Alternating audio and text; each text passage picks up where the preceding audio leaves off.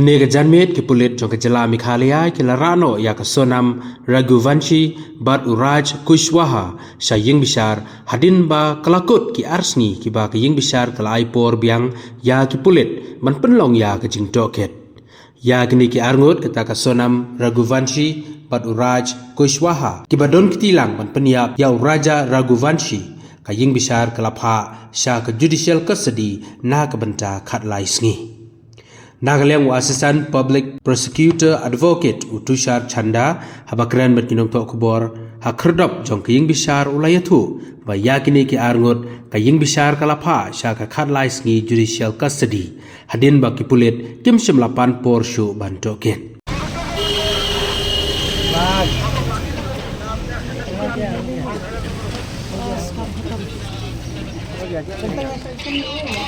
The accused were produced today before the court.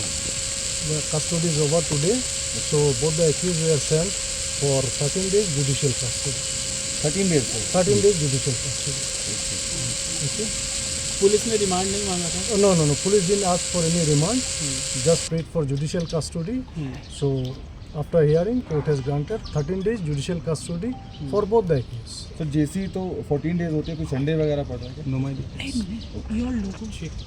Sir, who were the advocate today for the case? From state I represented. Then from defense, no legal aid was present. Sir, this 13 days judicial custody, sir, in fact, police didn't ask for any police custody. No. Thank you, sir.